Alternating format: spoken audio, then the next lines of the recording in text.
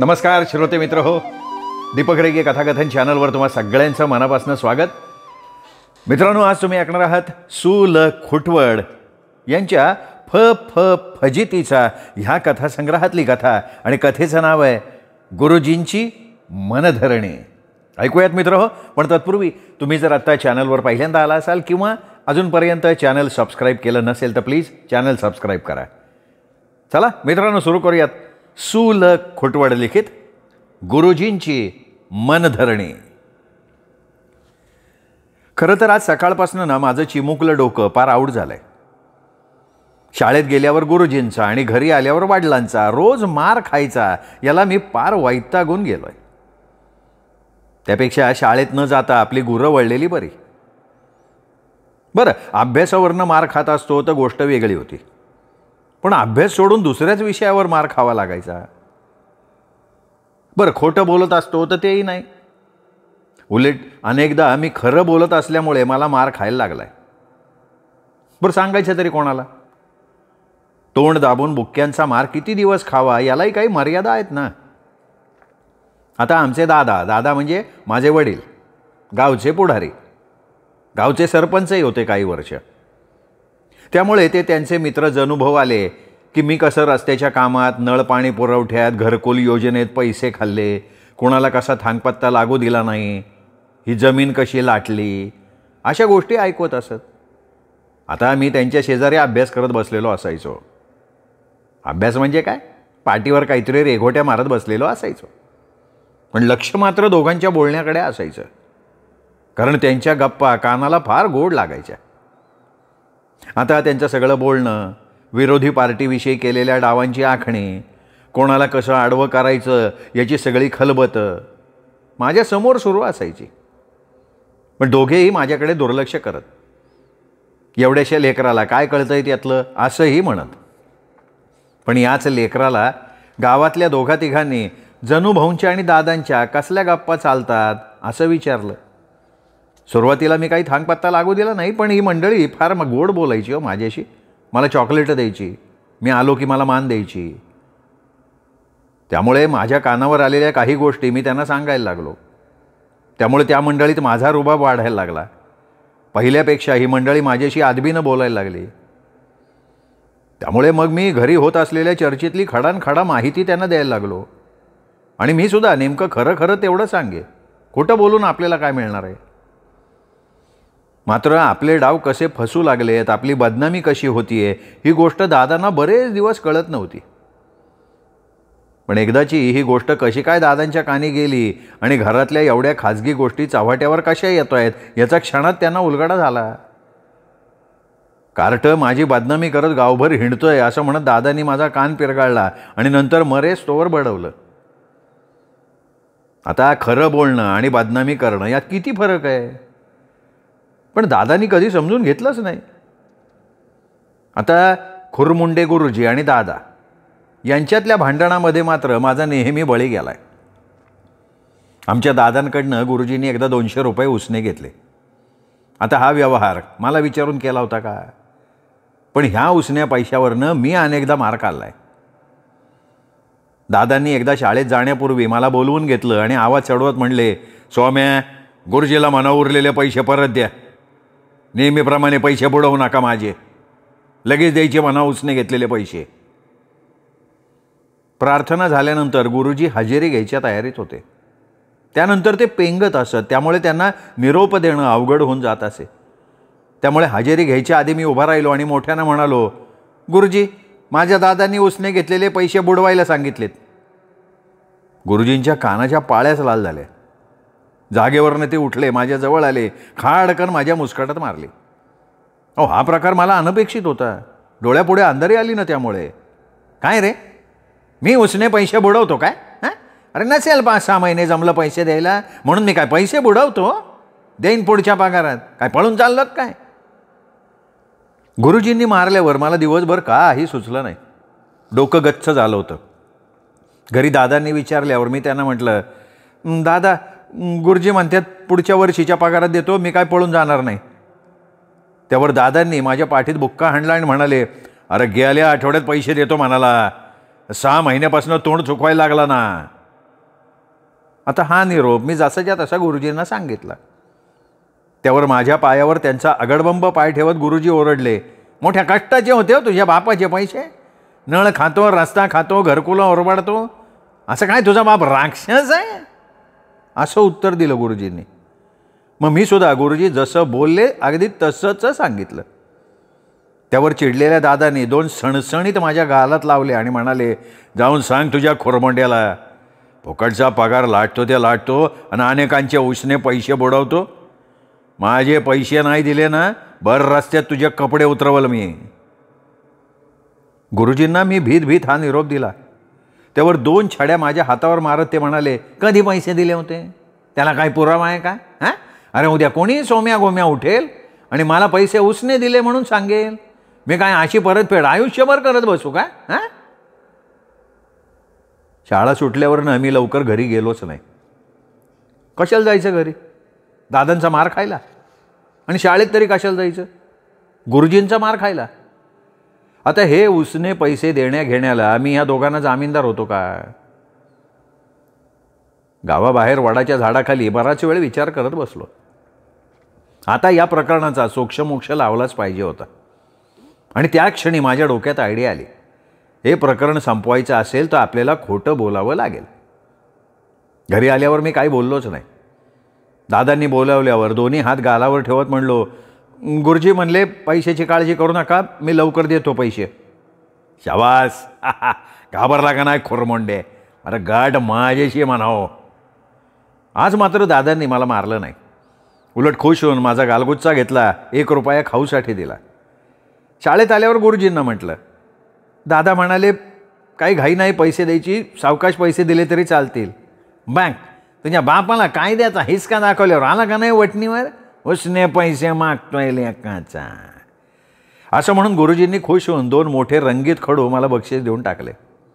त्यामुळे मलाही मोठा आनंद झाला. त्यानंतर या उसने घेतलेल्या पैशावर कायमचा पडदा पडला आणि माझा मार खायचा विषय तात्पुरता थांबला.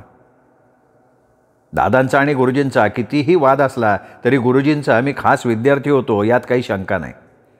याला कारण म्हणजे खुरमुंडे गुरुजी आणि जोशीबाई यांच्या कितीतरी चिठ्ठ्या मी एकमेकांना यशस्वीपणे पोचवलेल्या आहेत.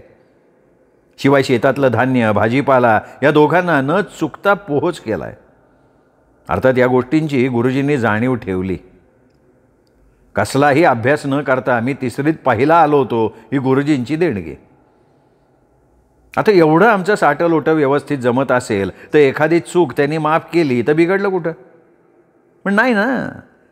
त्यांनी सांगितलेल्या कामामध्ये माझ्या हातून अगदी किरकोळ चूक झालेली सुद्धा गुरुजींना आवडत नसे. चूक झाली की माझी पाठ लाल झालीच म्हणून समजायचं. आता कालचीच गोष्ट. अरे सोमा, काय करतोयस? पेंगुळलेल्या गुरुजींनी मला आवाज दिला. हे नेहमीच आहे गुरुजींचं. म्हणजे प्रार्थना वगैरे झाल्यानंतर सगळी मुलं आपापल्या वर्गात गेल्यानंतर हजेरीचा कार्यक्रम होई. त्यानंतर आम्हा मुलांना गणित नाहीतर शुद्ध लेखन करायला देऊन गुरुजी एकदम ताणून देत असत आणि अधूनमधून जागे होऊन, सोमा काय चाललंय असा प्रश्न करत असत. दुपारच्या जेवणापर्यंत त्यांचं हे असंच चालायचं. काही मुलं ना फार भेकड भागोबाई असत. ती मुकाट्यानं गुरुजींनी दिलेला अभ्यास करत बसत. काही मुलं आढ्याला नजर लावून बसत तर काही जण गप्पा मारत बसत. मी मात्र रमेश आणि सुधीरला घेऊन काही ना काही खेळत बसत असे. गुरुजींनी मला प्रश्न विचारल्यावर मी आपलं खरं ते उत्तर दिलं. काय नाही गुरुजी, जरा गोट्या खेळतोय. मूर्खा, शाळेत अभ्यास करायला येतोस का गोट्या खेळायला येतोस रे? असा प्रश्न त्यांनी विचारला. मी त्याच्यावर गप्प बसलो. तुम्ही शाळेत शिकवायला येता का झोपा काढायला येता असा प्रश्न विचारावा असं माझ्या मनात आलं, पण मी नाही केलं तसं. कारण गुरुजींना दुखवून चालणार नव्हतं. यंदाही 4थीच्या वर्गात मला पहिला नंबर आणायचा होता ना. मी म्हटलो, गुरुजी काही काम होतं का? अरे इकडे जवळ ये रे, एवढ्या लांबून तुला काम सांगून माझा घसा बसेल, मग मुलांना मी काय शिकवणार डोंबाल? हे वाक्य म्हटल्यावर कोणतं काम असेल याचा मला अंदाज आला. आता तासभर तरी या खोराड्यात अडकून पडायला नको. आता मस्तपैकी पाय मोकळे करायला मिळणार याचा मला आनंद झाला. मी गुरुजींच्या जवळ गेलो. त्यांनी ड्रॉवरमधनं एक चिठ्ठी काढली, माझ्या हातात दिली. खालच्या शाळेत जोशीबाईंना गुपचूप नेऊन दे, गुरुजी म्हणाले. गुरुजींनी कुठलाही कागद दिला की तो न चुकता जोशीबाईंना नेऊन द्यायचा, हे आमचं उघीड गुपित होतं. पण त्यामुळे एकदा झाला ना घोटाळा. एकदा बायको माहेरी गेल्यानं रान मोकळं आहे, त्यामुळे संध्याकाळी घरी येणं, मटण आणलं आहे, येताना 2 विलायती खंबे घेऊन येणं, रात्रभर धिंगाणा घालू, असं पत्र गुरुजींनी त्यांचे मित्र दिनकर चौगुले याला द्यायला दिलं. ते गुरुजींनी माझ्याकडे दिलं आणि मी सवयीनुसार खालच्या वर्गातल्या जोशीबाईंना नेऊन दिलं. पत्र वाचून बाई रागानं का लाजेनं एवढ्या लालबुंद झाल्या की बोलायची सोय नाही. त्यानंतर अर्ध्या तासांनी गुरुजींनी माझी पाठ चांगली शेकून काढली होती. ज्याला चिठ्ठी द्यायला सांगितली आहे त्यालाच ती द्यायची, जास्त शहाणपणा करायचा नाही, असा दमही गुरुजींनी मला भरला. आत्तासुद्धा गुरुजींनी चिठ्ठी माझ्या हातात दिल्यानंतर कुणाला चिठ्ठी देणार असं विचारलं. मी जोशीबाईंना असं उत्तर दिल्यावर शांत झाले ते. त्यानंतर ती चिठ्ठी घेऊन रस्त्यानं मी बाईंच्या वर्गाकडे जायला लागलो. आमचा वर्ग एकदम गावाच्या बाहेर आहे. बाईंचा वर्ग मंदिरा शेजारी असणाऱ्या दांडेकरांच्या वाड्यात आहे. आमच्या वर्गापासून निघाल्यानंतर बाईंच्या वर्गापर्यंत पोचण्यासाठी 10 मिनिटे लागतात. त्यानंतर बाईंचं लगेच उत्तर घेऊन निघावं लागे, त्यामुळे तिथल्या वर्गात 10 मिनिटं थांबावं लागे, तिथून परत वर्गात यायला लागे. असा एकूण अर्धा तास जात असे. मी मात्र ह्या कामासाठी 1 तास घेत असे. बाई वर्गावर नव्हत्या, उत्तर द्यायला उशीर झाला, अशी कारणं मी सांगत असे. गुरुजीसुद्धा मला जास्त काही विचारत नसत. त्यामुळे उरलेल्या वेळात मी रिकामटेकड्या मित्रांबरोबर आकारी टोकारी खेळत बसे. खरं तर 4थीत आल्यापासून मलाही जरा शहाणं झाल्यासारखं वाटत होतं. आजूबाजूला काय चाललंय याची माहिती मी कानोसा देऊन घ्यायला लागलो होतो. दुसऱ्यांच्या भानगडीत नाक खुपसायला लागलो होतो. त्यामुळे खुरमुंडे गुरुजींनी जोशीबाईंना लिहिलेल्या चिठ्ठीत असतं तरी काय याची जिज्ञासा मला लागली होती. बरं, स्वतः चिठ्ठी उलगडून वाचावी तर वाचण्याच्या नावानं बोंब. मुळाक्षराच्या पुढं गुरुजींनी कधी शिकवायची तसदीच घेतली नव्हती. आपण लिहिलेल्या चिठ्ठ्या इतरांनी वाचू नयेत यासाठी गुरुजी अशी काळजी घेत होते का, अशी शंका मनात आली. बरं, गुरुजींना तरी कसं म्हणायचं की या चिठ्ठीत काय लिहिलंय ते मला एकदा वाचून दाखवा. पण चिठ्ठीत नक्की काय लिहिलेलं असतं याची उत्सुकता मला जाम होती. तेवढ्यात रस्त्यावरनं 12वी नापास असलेला पांडू चालला होता. त्याला हळूच ती चिठ्ठी वाचायला दिली. चिठ्ठी वाचायला लागल्यावर तो गालातल्या गालात हसायला लागला. मी त्याचा शर्ट खाली खेचला. त्याला म्हटलं, अरे पांडू दादा, मला वाचून दाखव की. त्यावर तो मोठ्याने वाचायला लागला. माझ्या प्राणप्रिये मनू उर्फ मनाटले, माझ्या हृदयातली अथांग सागर, त्याच्यात तुझी नौका डोलतीये. मात्र तरीही नळाच्या पाण्यावरनं तू कोणाशी तरी भांडावं आणि त्याचा राग माझ्यावर काढावा हे काही बरोबर नाही. अगं, मनात आणलं तर दररोज 4 टँकर मी तुझ्या घरी ओतून येईन. बरं, ते जाऊ दे. बैलोबानं या रविवारी पुण्यातून शालेय साहित्य खरेदी करून आणायची जबाबदारी माझ्यावर टाकली आहे. शाळेला सुद्धा या दिवशी सुट्टी असते, त्यामुळे तुला माझ्याबरोबर येण्यात कसलीही अडचण नसावी. त्या कामात आपण पिक्चर बघून टाकू. शालेय साहित्याच्या किमती नेहमीप्रमाणे कमी जास्त करून आपल्या दोघांचा खर्च काढू. त्यानंतर हॉटेलमध्ये जेवण करू, मस्तपैकी एन्जॉय करू. तुझा होकार गृहीत धरलाय. तुझाच आणि तुझाच मधुसूदन उर्फ माधाटल्या. पांडूदादानं गावाला आग लागल्याच्या थाटात सगळी चिठ्ठी मोठ्यानं वाचली. त्याच्या आवाजानं, चिठ्ठीतल्या मजकुरानं बरीच गर्दी तिथे जमा झाली. आणि शाळेत असं चाललंय वय हे असं एकमेकांना खुणवलं. 10 मिनिटात बातमी सगळ्या गावभर पसरली. तासाभरानं मी वर्गात गेल्यानंतर गुरुजी माझीच वाट बघत होते. वर्गात पाऊल ठेवल्या ठेवल्या त्यांनी 2 काना खाली लावल्या. त्यानंतर पुढे होणाऱ्या घटनेची मला कल्पना आली. मी दप्तर तिथेच टाकून शाळेतनं धूम ठोकली. गुरुजींनी मला पळून जाताना बघताच ते माझा पाठलाग करायला लागले. शाळेच्या मैदानात त्यांनी मला पकडलं आणि फटके टाकत परत शाळेत आणलं. वर्गात गुरुजींनी माझी हाडं पुन्हा खिळखिळी केली आणि शाळेतनं घरी आल्यावर दादांनी शाळेत शिकण्यापेक्षा गुरुजींच्या चिठ्ठ्या पोचवतो का म्हणून परत बडवलं. या घटनेनंतर मी सावध झालो आणि कोणाच्या आध्यात ना माध्यात असा वागायला लागलो. नियमितपणे शाळेत जायचो, तिथून घरी आल्यावर नेमून दिलेला अभ्यास करायचो. पण माझ्या मूर्खपणामुळे खुरमुंडे गुरुजींची बदनामी झाली या गोष्टीचं मला दुःख वाटायला लागलं. माझ्या या वागणुकीचा मला मोठा पश्चाताप व्हायला लागला. कितीही केलं तरी गुरुजी माझ्या फार आवडीचे होते. त्यांच्यामुळे मी 3रीत पहिल्या नंबरनं पास झालो होतो. 4थीत सुद्धा माझा पहिला नंबर यायची शक्यता होती. पण गुरुजी माझ्यावर रुसले होते. माझ्याशी बोलायलाही तयार नव्हते. एकदा दुपारी गुरुजी नुकतेच नेहमीप्रमाणे झोपेतनं उठले होते. गुरुजी मला माफ करा ना, मी पुन्हा असं नाही वागणार कधीच. मला चिठ्ठ्या देत चला, मी फक्त जोशीबाईंच्या हातात देत जाईन, अगदी त्यांच्या गळ्याची शपथ. असं काकुळतीला येऊन मी म्हटल्यावर गुरुजीने रागाने माझा गळाच पकडला, 2 कानाखाली खेचले आणि म्हणाले, लय जीभ चुरू चुरू बोलतेय, चिठ्ठ्या झपाट्याचा विषय काढायचा नाही. मग काय मी रडत रडत बसलो खाली. गुरुजींनी मला मारलं ह्यापेक्षा गुरुजींचा माझ्यावर विश्वास नसल्याचं दुःख मला जास्त झालं होतं. मी पुढे काही दिवस निमूटपणे वर्गात कसे बसे काढले. हळूहळू गुरुजी माझ्याशी एखाद दुसरा शब्द बोलायला लागले, त्यामुळे माझा उत्साह मात्र वाढला. एकदा मी 10 मिनिटं उशिरा आलो शाळेत. गुपचूप वर्गात जाऊन बसलो. आज मी दप्तराबरोबर एक गोष्ट आणली होती झाकून. गुरुजी वर्गात आल्यावर मी त्यांच्या कानाला लागलो, गुरुजी आमरस आणलाय. आमरसाचं नाव ऐकताच गुरुजींची कळी खुलली, कारण आमरस म्हणजे त्यांचा जीव का प्राण. पोट फुटेस्तवर पंचपक्वानाचं जेवण झालं आणि नंतर समोर आमरस आला ना तर गुरुजी नाही म्हणत नसत, इतका तो त्यांना प्रिय. त्यामुळे गुरुजींचं मन जिंकण्यासाठी मी त्यांना आमरस करून आणायचं ठरवलं होतं. माझा अंदाज 100% बरोबर ठरला. आमरसाचं नाव घेताच गुरुजींचा माझ्यावरचा राग केव्हाच पळून गेला. त्यांनी मला आनंदाने टाळी दिली, आमरस आणायला सांगितला. मी लगेच फडक्याड लपवलेलं गाडगं बाहेर काढलं, गुरुजींच्या समोर धरलं. अरे बाबा, दही गाडग्यात आणावं, आमरस भांड्यात आणावा. बरं असू दे, आणतो आमरस इकडे. असं म्हणून गुरुजींनी मडकं ताब्यात घेतलं, तसंच तोंडाला लावलं. वा वा वा सोमनाथराव, फार छान फार छान, काय टेस्ट आहे आमरसाला, वा. गुरुजींनी दिलखुलास दाद दिली, परत गाडग्याला तोंड लावलं. माझ्याही अंगावर मुठभर मांस चढलं. मागे माझ्या हातनं जी चूक झाली होती त्याबद्दल गुरुजींनी मला माफ केल्याचं दिसत होतं.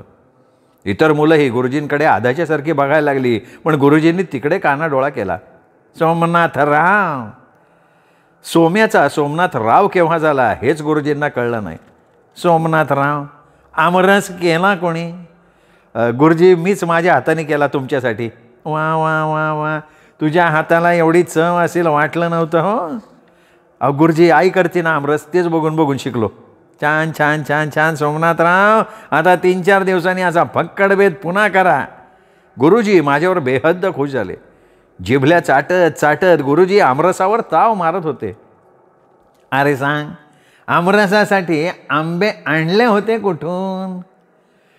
हो गुरुजी, आमच्या घरामागच्या ओकिरड्यातनं कोणीतरी 15-20 आंबे फेकून दिले होते.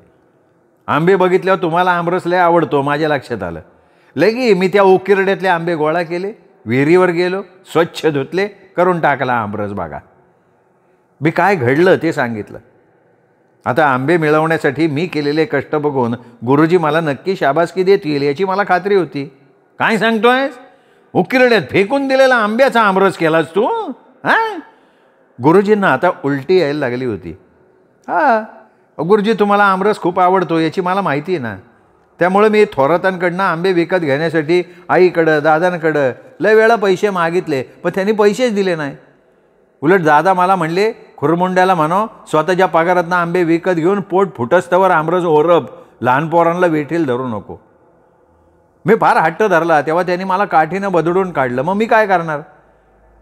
पण गुरुजी, तुम्हाला आमरस पिताना बघून माझं मन आज लय तृप्त झालं बरं का. अरे पण आमरस गाडग्यात का आणला? गुरुजी, खरं ते सांगतो तुम्हाला, आमरस भांड्यातच आणत होतो. एका स्टीलच्या भांड्यात मी तो तयार पण केला होता. पण माझं लक्ष नाही असं बघून आमच्या मोती कुत्र्याने त्याच्यात तोंड घातलं. सगळा आमरस खाली जमिनीवर सांडला. सौम्या, लेका, आमरस कुत्र्यानं उष्टा केला होता आणि फरशीवर सांडलेला आमरस तो आणलास? काय सांगतोयस काय तू?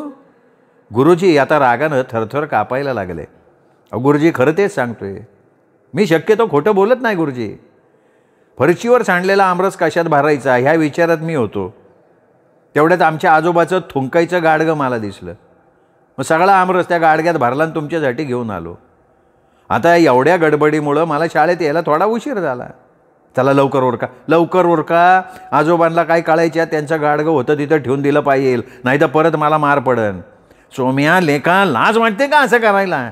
असं म्हणत गुरुजीने माझ्या 2 पेकाटात लावल्या, सणसणीत एक कानाखाली खेचली.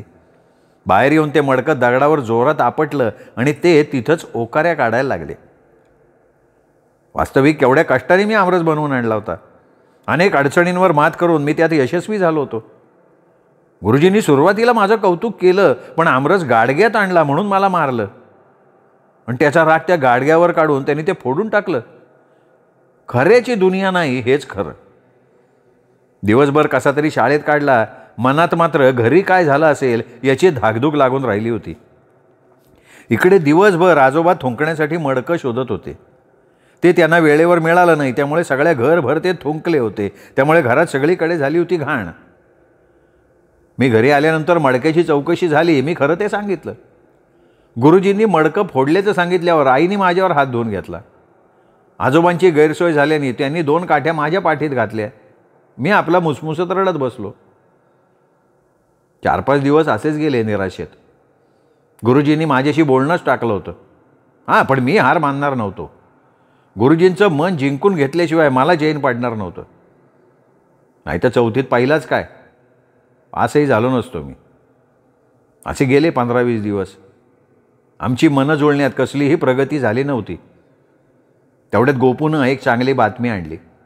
धनाजी चौगुलेच्या शेतात आंब्याच्या झाडावर एक मधाचं पोळं आहे. वास्तविक मधाचं पोळं असणं हे माझ्या दृष्टीनं तशी फार महत्त्वाची गोष्ट नव्हती, कारण मी मित्रांच्या बरोबर कितीतरी मध चाकला आहे. पण सध्या गुरुजी माझ्यावर नाराज असल्यामुळे त्यांना खुश करण्यासाठी मी विविध प्रयत्न करत होतो ना, त्याचाच एक भाग म्हणून मी गुरुजींना मधाचं पोळं द्यायचं ठरवलं. त्यामुळं मग मी आणि गोपू दोघंच मधाचं पोळं आणायला गेलो. उसाच्या शेतात आंब्याच्या झाडावर हे मधाचं पोळं होतं. आता हे कसं काढता येईल याचा विचार आम्ही करत होतो. मधमाशांना हुसकावण्यासाठी आम्ही नेहमी टेंभा पेटवायचो आणि तो पोळ्याला लावायचो. त्यानंतर आगीच्या धगीनं सगळ्या माशा उठून जात आणि पोळं आयतं आमच्या हातात येत असे. अनेक वर्ष हीच युक्ती आम्ही वापरत आलो आहे. आजसुद्धा आम्ही जय्यत तयारी करून आलो होतो. मी वर आंब्याच्या झाडावर चढलो. गोपूनं टेंभा पेटवला, माझ्या हातात दिला. मधमाशांना चाहूल लागणार नाही अशा बेताने मी हळूच त्यांच्यापर्यंत पोचलो. अर्जुनाला कसा फक्त पोपटाचा डोळा दिसत होता, तसं मला फक्त मधाचं पोळं दिसत होतं. बस, आता फक्त काही फुटांचं अंतर. मोहीम फत्ते झाली की गुरुजींना मधाचं पोळं द्यायचं. त्यानंतर गुरुजी जाम खुश होणार असं दृश्य माझ्या डोळ्यांसमोर तरळायला लागलं. त्यानंतर एकदम झडप घातल्यासारखा मी पोळ्याला टेंभा लावला. त्याबरोबर सर्व शत्रुपक्ष माशा माझ्या अंगावरच चालून आल्या. मी थोडाच हार मानणार होतो. मी त्यांच्याशी लढणार होतो. यशस्वी होऊन परतणार होतो. डोळ्यांसमोर फक्त हसऱ्या चेहऱ्याचे गुरुजी दिसत होते. बस, गुरुजींसाठी एकदाच काय 100 वेळा जीव धोक्यात घालायला मी तयार होतो. मी चपळाई करून ज्या फांदीला पोळं लटकलं होतं ती फांदीच तोडून घेतली. मात्र यावेळी 2-3 शत्रू माझ्या चेहऱ्याला चावले तर 4-5 पायाला चावले. दुर्लक्ष केलं मी. गुरुजींच्या प्रेमापुढे हे दुःख अगदी किरकोळ होतं. मात्र या गडबडीत माझ्या हातातला टेंभा निसटून खाली असलेल्या गवताच्या गंजीवर पडला आणि क्षणार्धात त्या गंजीनं पेट घेतला. मी तिकडं दुर्लक्ष केलं. माझ्या हातात आता मधाचं पोळं होतं. मी मोहीम फते केली होती. माशा जरी चावल्या असल्या तरी त्याचं दुःख मला जाणवत नव्हतं. सरळ शाळेत गेलो. गुरुजींच्या हातात मधाचं ताजं पोळं ठेवलं. बस, लढाई जिंकून हा मर्द मावळा आला होता. गुरुजींनी अगदी निरांजन ओवाळून माझं स्वागत केलं नसलं तरी माझ्या हातातलं पोळं बघून ते खुश झाले होते. आपल्यावरचं या पोराचं प्रेम बघून ते सद्गदित झाले. मी सुद्धा छाती फुगवत माझ्या जागेवर जाऊन बसलो. गुरुजींनी त्या पोळ्याची चव चाखली. त्यांच्या चेहऱ्यावर आनंद ओसंडून वाहत होता. एवढ्यात कसला तरी गलका ऐकू आल्यामुळे गुरुजींनी बाहेर डोकून बघितलं तर धनाजी चौगुले आणि इतर 10-12 जण हातात जाडजूड काठ्या घेऊन भांडत आले होते. कुठे ते स्वामी आणि गोप्या आणि त्या मास्तरडं कुठे? तिघांची पाठ सोलून काढतो. चौगुले जोर जोरात बोलत होते तर 4-5 जणांनी त्यांची री ओढली. कलकल वाढत चालली होती. मधाचं पोळं काढायला आलते. माझी गवताची गंज पेटली. 6 एकर ऊस जाळलाय माझा. चौगुले जोर जोरात ओरडायला लागले. तेवढ्यात मुख्याध्यापकांसह 2-3 गुरुजी वरांड्यात आले. चौगुले काय झाले? मुख्याध्यापकाने विचारलं. अहो गुरुजी, तुमच्या त्या खुरमुंड्या गुरुजीला कसले डोळे लागले ते विचारा की त्याला. बारक्या चिरक्या पोरांना त्यांनी माझ्या शेतातलं मधाचं पोळं काढायला पाठवलं. नाही, त्याचं नाही दुःख हो, पण माझी गवताची गंज पेटली आणि माझा सगळा ऊस पेटला. कोण भरून देणार नुकसान? अहो पण तुम्हाला कोणी सांगितलं? अहो त्या गोसाव्याच्या गोप्यानं सगळं सांगितलं. त्यो आणि त्यो स्वामी पोळं काढायला आलते. खुरमुंडे गुरुजीच्या सांगण्यावरनं त्यांनी हे काम केलंय. तेवढ्यात 5-6 जण खुरमुंडे गुरुजींच्या वर्गात शिरले. एकानं बरोबर मधाचं पोळं शोधलं, बाहेर आणलं. बघा बघा, त्या गुरुजींनी मधाचं पोळं कुठं लपून ठेवलं होतं बघा. त्यांना जर एवढं मधाचं डोहाळं लागलं होतं तर आम्हाला सांगायचं ना. आता माझं नुकसान कोण भरून देणार सांगा. असं म्हणत चौगुल्याने खुरमुंडे गुरुजींकडे खाऊ का गिळू या नजरेने बघितलं. पण मी तसं काही ते काय मास्तरड्यात पपा करतो. नुकसान भरपाई दे, नाही तर तुझी नोकरी कशी करतो तेच बघतो मी. चौगुल्या जोरात ओरडला. गोंधळ वाढत गेला. मुद्देमाल गुरुजींच्या जवळ सापडल्यामुळं सगळेजण त्यांच्यावर तुटून पडले. अशा वेळी अनेक गावकरी चौगुल्याच्या मदतीला धावून आले. सगळ्यांनी गुरुजींवर तोंडसूक घेतलं. शाळेत शिकवायला येता का, असले धंदे करायला येता, असं जो तो म्हणत होता. शेवटी गुरुजींनी चौगुल्यांना 5,000 रुपये नुकसान भरपाई द्यावी असा निर्णय झाला आणि गुरुजींनी नाईलाजास तो मान्य केला. नाही तर मार खाण्याची वेळ आली होती ना. सगळी पांगापांग झाल्यावर, वातावरण शांत झाल्यावर गुरुजींनी एरंडाचा फोक काढून आणला, मला जवळ बोलवलं. सौम्या लेका, मला नीट जगू दे रे. मी तुझा काय गुन्हा केलाय म्हणून छळतोयस तू मला? गुरुजी मला माफ करावं, मी मुद्दाम नाही केलं काय. अरे तुझं मधाचा पोळं 5,000ला बसलं की. त्या पैशात किती मध मी विकत घेतला असता की रे. गुरुजी फाड फाड बोलत होते आणि फाड फाड माझ्या कानाखाली खेचत होते. मधूनच त्या एरंडाच्या फोकानं मला हाणत होते. मी गुरासारखा ओरडत होतो, पण गुरुजी काय ऐकण्याच्या मनस्थितीत नव्हते. शाळा सुटेस्तवर गुरुजींनी मला अंगठे धरायला लावले. मी केलेला प्रताप मी घरी जायच्या आधी घरी पोहोचला होता. त्यामुळे वडिलांनी पुन्हा माझ्यावर हात सैल सोडला. अनेक विनवण्या केल्या, परत असं वागणार नाही असं म्हणालो, पण दादा काही ऐकायला तयार नाही. त्या घटनेनंतर गुरुजींनी माझं नावच टाकून दिलं. हजेरी घेतानाही माझं नाव आलं की ते माझं नाव न घेता 10 नंबर असं म्हणायला लागले. इतर सगळ्यांना ते नावानं हाक मारत, मला मात्र 10 नंबर या नावानं बोलवायला लागले. इतकी माझ्या नावाची त्यांना ॲलर्जी झाली. पण 10 नंबर असं म्हटल्यावर मला मात्र उगाचच एखाद्या कायद्यासारखं वाटायला लागलं. त्यामुळे मनातनं मी खंगत चाललो होतो. मला अन्नपाणी गोड वाटेन असं झालं.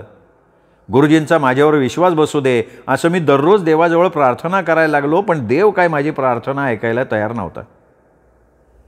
4थी आणि 7वीतल्या विद्यार्थ्यांची स्कॉलरशिपची परीक्षा होती. या दोन्ही वर्गातले मिळून एकूण 18 जणांनी त्या परीक्षेला फॉर्म भरले. मी होतो त्याच्यात. परीक्षेत आपल्या शाळेतल्या मुलांना यश मिळावं म्हणून मुख्याध्यापकांनी रात्री विशेष क्लास सुरू केले आणि त्याची जबाबदारी खुरमुंडे गुरुजींवर टाकली. सुरुवातीला गुरुजी ही जबाबदारी घ्यायला तयार नव्हते. पण मागे झालेल्या चुका सुधारण्यासाठी तुम्हाला ही संधी देतोय आम्ही. स्कॉलरशिपचा निकाल 100% लागला पाहिजे असा मुख्याध्यापकांनी त्यांना भरला. त्यामुळे खुरमुंडे गुरुजी बळबळ तयार झाले. बरोबर 7:30 वाजता क्लास सुरू होत असे. रात्री 10पर्यंत क्लास चालत असे. गुरुजी मन लावून शिकवत होते. मी सुद्धा गुरुजींच्या पुढे पुढे करत होतो. स्कॉलरशिप नाही, किमान 4थीच्या परीक्षेत तरी पहिला नंबर आला पाहिजे हा माझा हेतू होता त्यामागे. सुरुवातीला 1.5 महिना अगदी व्यवस्थित रात्रीचे क्लास सुरू झाले. नंतर गुरुजी क्लासमध्ये सुरुवातीचा अर्धा तास थांबत असत आणि नंतर आम्हाला अभ्यास करायला सांगून गायब होत ते क्लास सुटायच्या वेळी उगवत असत. असं आठवड्यातनं 3-4 वेळा व्हायला लागलं. त्यामुळे एकदा मी गुरुजींना म्हटलं, गुरुजी एवढ्या रात्री एकटेच कुठं जाता, मी येऊ का सोबतीला? काही नको, फार शहाणा आहेस असं तुटकपणे त्यांनी उत्तर दिलं. पण मी काय त्यांच्या उत्तरावर समाधानी नव्हतो. एवढ्या रात्री गुरुजी कुठे जातात हे मी शोधायचं ठरवलं. त्यानुसार गुरुजी एका रात्री 8 वाजता बाहेर पडले. त्यानंतर मी माझ्याच वर्गातल्या मारुतीला बरोबर घेऊन गुरुजींच्या मागोमाग जायला लागलो. गुरुजी पुढे, आम्ही मागे. बराच वेळ चाललो. त्यानंतर ओढ्याच्या पलीकडे असलेल्या शेवंताबाईच्या घरी जाताना गुरुजी दिसले. आम्ही दोघंही हळूहळू त्यांच्या मागे गेलो. अंधार असल्यामुळे गुरुजींना आम्ही दिसणं शक्य नव्हतं. गेल्या कित्येक वर्षांपासून शेवंताबाई एकटीच या ओढ्या पलीकडच्या घरात राहत होती. रात्र झाल्यानंतर तिच्याकडे गावातले काही जण मुक्कामी जात असत असं 7वीतल्या भावड्यांनी मला सांगितलं होतं. गावाबाहेर राहत असल्यामुळे एकटं राहायला तिला भीती वाटत असेल असं मला वाटलं आणि त्याच हेतूनं तिला सोबत करायला गुरुजी जात असतील असा अंदाज मी बांधला. दुसऱ्यांना मदत करायची गुरुजींना किती आवड आहे हे बघून मला फार आनंद झाला. गुरुजींनी दाराची कडी वाजवल्यानंतर शेवंताबाईनं दरवाजा उघडला. आम्ही बराच वेळ तिथे दबा धरून बसलो. पण 9:30ला आम्ही वर्गात परत आलो. गुरुजी बरोबर 10 वाजता वर्गात आले. असं 1.5 महिना चालू होतं. गुरुजींची परोपकारी वृत्ती बघून माझ्या मनात त्यांच्याविषयीचा आदर वाढला. एकदा असंच 8:30 वाजले होते. गुरुजी नेहमीप्रमाणे त्यांच्या कामगिरीवर गेले. आम्ही सगळेजण वर्गात गोंधळ घालत होतो. तेवढ्यात मुख्याध्यापकांसकट 10-12 ग्रामस्थ आले शाळेत. मुलांनो, गुरुजी कुठे गेलेत? मुख्याध्यापकांनी विचारलं. कुणाला काही सांगता येईना. बघा मी म्हणलं नव्हतं, एवढा रातीचा क्लास चालू केला आहे आणि गुरुजी कधी जाग्यावर नसतात म्हणलं होतं का नाही मी? दामू अण्णा रागारागानं बोलत होते. आणि आमची मुलं आता रात्री आम्ही कुणाच्या भरोश्यावर सोडायची सांगा बरं? नाही, हे काय बरोबर नाही आहे. नाही, त्या खुरमुंडे गुरुजीचं काय खरं नाही बरं का. कोणाच्या जीवावर आम्ही पोरं सोडायची सांगा बरं? बाहेर कालवा वाढत चालला होता. हेडमास्तरांनी वर्गात येऊन आम्हाला विचारलं की खुरमुंडे गुरुजी कुठे गेले, कोणी सांगेल का? त्यावर सगळा वर्ग शांत बसला, कारण कुणाला काही माहीतच नव्हतं. मी मात्र धीटपणानं गुरुजींची बाजू घेत विचारलं, आत्ता गुरुजी कशाला पाहिजेत? त्यांनी आम्हाला अभ्यास दिलाय, आम्ही तो अभ्यास व्यवस्थित करतोय. मग तसं नाही रे. कसं आहे, तुमचे गुरुजी मोठं सामाजिक काम करतात ना. तुमच्या गुरुजींना पुरस्कार द्यायचा आहे, पुरस्कार. त्यामुळे ते आत्ता भेटले तर त्यांच्याशी बोलता येईल ना मला त्या पुरस्काराबद्दल. मिशीवाल्या आप्पानं सांगितलं. मला एकदम आनंद झाला. गुरुजींना आणि पुरस्कार मिळणार, वा वा, क्या बात आहे.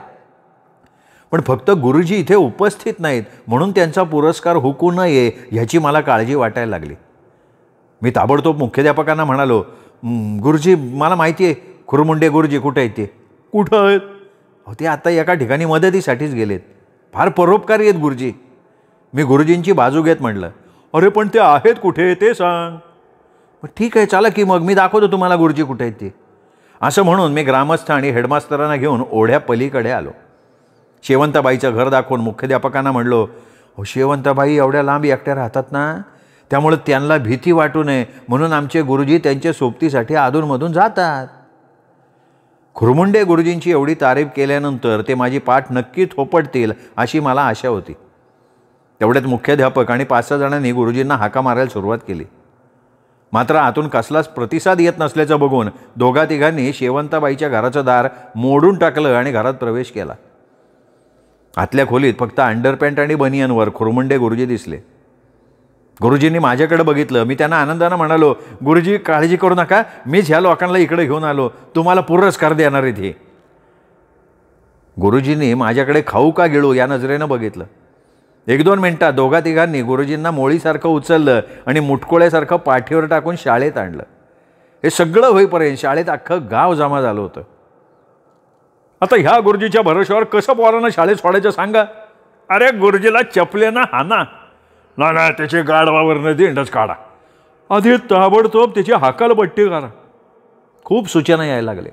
बैठकीत गरमागरम चर्चा व्हायला लागली. गुरुजी मात्र एका कोपऱ्यात अंडरपॅन्ट आणि बनियनवर खाली मान घालून गप्प बसले होते.